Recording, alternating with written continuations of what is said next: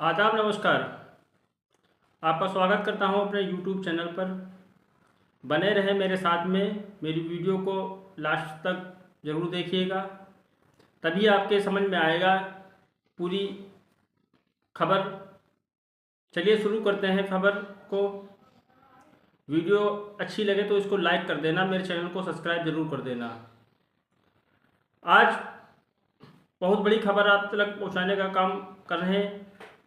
ये खबर उत्तर प्रदेश के पूर्व मुख्यमंत्री और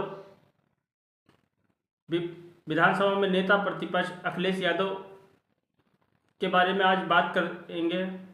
अभी हाल ही में हुए 2024 लोकसभा चुनाव का जो रिजल्ट आया है, उसमें अखिलेश यादव ने जिस तरह से उत्तर प्रदेश में समाजवादी पार्टी और कांग्रेस और अन्य छोटी छोटी पार्टियों का जो इंडिया अलायंस, इंडिया गठबंधन जो बना था, उसमें सबसे बड़े नेता के तौर पर अखिलेश यादव ही थे, जिनके ऊपर इंडिया गठबंधन की उत्तर प्रदेश में पूरी जिम्मेदारी थी और अदर प्रदेश में भी उन्होंने अपनी जिम्मेदारी को बाखूबी निभाया, जिसका नतीजा ये निकला कि उत्तर प्रदेश में अखिलेश यादव अकेले 38 सीटें जीतने में कामयाब हुए और भारतीय जनता पार्टी को बुरी तरह से शिकस्त दी।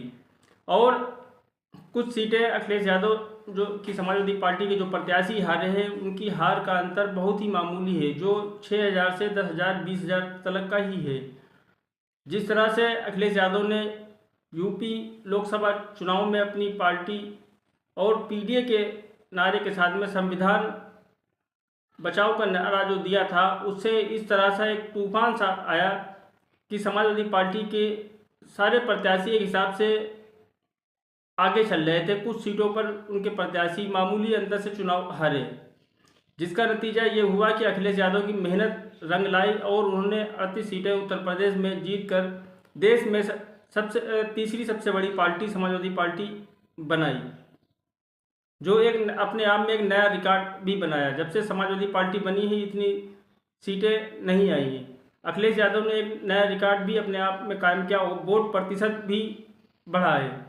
अभी हाल ही में कल अखिलेश यादव ने अपने जीते हुए सारे सांसदों को लखनऊ बुलाया और एक मीटिंग की। सारे सांसदों को बुलाकर एक मीटिंग की। मीटिंग में उनको समझाया किस तरह से तुमको संसद भवन में बोलना है और किस तरह से विपक्ष में बैठकर सत्ता पक्ष के काम को अच्छा करना है या बुरा करना है। ये सारी टिप्स उन्होंने अपने जीते हुए सारे सांसदों को समझाया और उनको मुबारकबाद भी दी।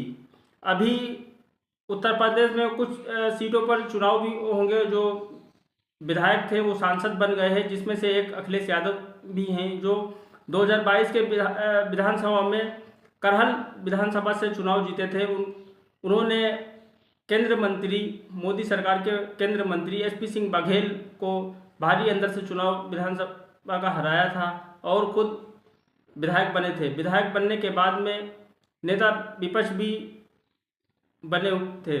अब अखिलेश यादव अपनी करहल विधानसभा से इस्तीफा देंगे और वहां भी चुनाव होगा, क्योंकि अब अखिलेश यादव कन्नौज से लोकसभा का सांसद बन चुके हैं। उन्होंने सुब्रत पाठक को भारी अंतर से चुनाव हराया, जो कि भारतीय जनता पार्टी की तरफ से प्रत्याशी थे, और अब वो सांसद बन चुके हैं तो केंद्र की राजनीति करेंगे। अब इधर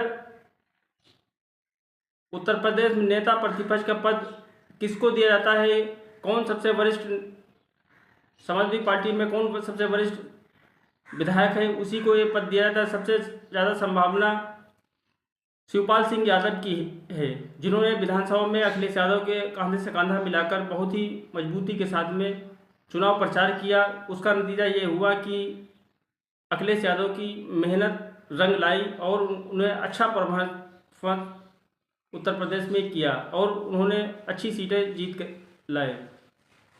और दूसरी बात यह है कि अयोध्या से जो विधायक थे वो अब सांसद बन गए, उनकी सीट पर भी चुनाव होगा। इसी तरह से भारतीय जनता पार्टी के जो विधायक थे जो चुनाव लड़े लोकसभा का, वो भी अब विधायक होगा, उनकी सीटों पर भी चुनाव होगा।